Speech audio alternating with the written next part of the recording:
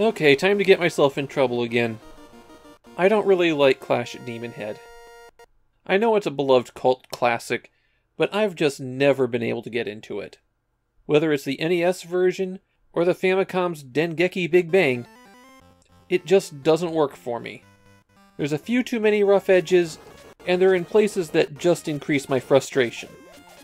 Dengeki in the title means shockingly, so the title Dengeki Big Bang doesn't make a whole lot of sense, even in Japanese.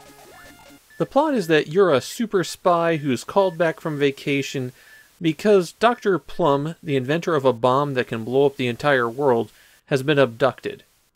The game is by the same team that made Golgo 13 and Kakefukun, and Dengeki Big Bang falls closer to the Golgo 13 end of that spectrum. There's a lot of odd systems crammed into one game, and not all of them work well together. Dengeki Big Bang consists of 43 separate areas that you have to work your way through, but that's underselling the scale of the game by quite a bit. Some of those areas are just straightforward action segments, but some have branches and hidden paths and exits that take you to some enormous special segments that don't count toward the areas of the game. So 43 areas, but I'd say it's closer to 60 levels. When you complete an area, you're shown a map of the game and a close-up of the intersection that you reached.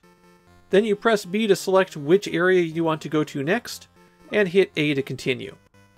There's a real Metroid-style element here, where exploration can uncover some secrets or items that will let you progress further. For most of those items, though, you're not just collecting them out on the map. You have to buy them at a store. And the stores are confusing. You can summon a store at any time by using a store call item, and you access your items by hitting select and using them by hitting A. So you have to use an item to summon the store, and the contents of the store are a bit randomized. You can see all the purchasable items, but not all of them are for sale any given time that you call the store. You'll want to buy a store call item to replace the store call item that you used to call the store. If you don't, and you run out of store calls, then the only way to get back to the store is to go to one particular spot in the game. I also think it's a bit weird how stores float down as signs, but that's its own thing. In the stores, there's basically 3 types of items that you can purchase. Weapons that will give you a certain number of shots with a particular item, equipment that will enhance your abilities for a short time, and consumables that you'll use once and they'll be done.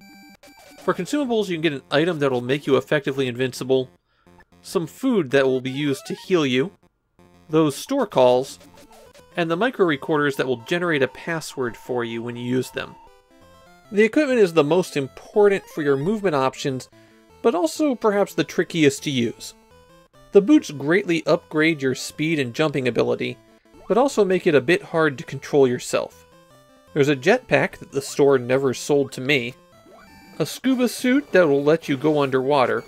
If it runs out while you're underwater, though, you'll start drowning.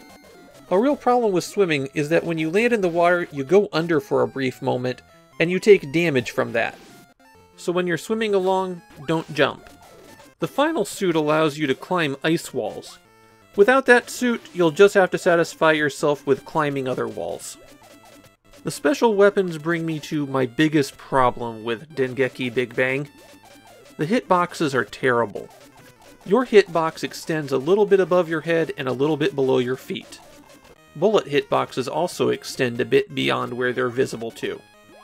So you will constantly get hit by things that look like they're passing over your head or just going underneath you. And you can't duck under a lot of shots that look like you should be able to duck under them. Your bullets can shoot other bullets out of the air, but enemy shots tend to not line up with your shots, so a lot of the time you have to be a little bit off the ground to hit them. A perfect example of these hitbox problems is this first boss. When you shoot him, he leaps straight up into the air, releasing a barrage of fireballs. You can hit the fireball that's coming at you at face level, but the shot that should be going over your head hits you. If you duck to get under the fireballs, you miss the face level fireball that hits you. So to dodge his shots you have to shoot and then duck, even though visibly none of that should be required. The hitbox problems extend to your weapons, Bosses in particular seem to have only certain spots that they are vulnerable, but there isn't really an indicator except if they react when hit. So shooting this boss in the back doesn't do anything. And these rolling balls don't do any damage to this boss. Besides collecting money to buy equipment, there's another path for power-ups that you have to follow. Collecting apples gives you power, and this sage that you rescue will unlock abilities.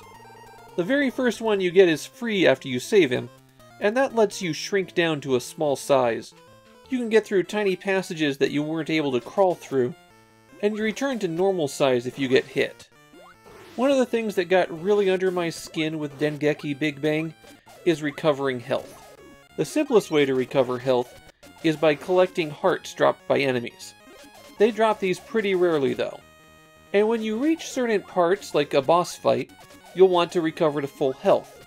So you basically have to walk back and forth for several minutes to refill your health, and then go confront the boss.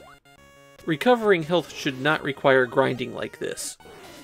One more thing about the action in Dengeki Big Bang. When you defeat some enemies, they explode. And that explosion still hurts you. So you can't just keep walking forward as you're shooting. One nice thing in the game is that there's infinite continues. No codes or anything like that, just hit start and you begin at the last intersection that you reached. In Japan, Dengeki Big Bang is remembered as Bakage, or stupid game. Opinions seem to be sharply divided on it. Some people willing to look past its flaws and enjoy it for its large world, and others like me who wind up frustrated by the action. I've really tried hard to give Dengeki Big Bang a chance, and it just does not work for me. To me, it's another of Vic Tokai's interesting, but not good enough to bring me back games.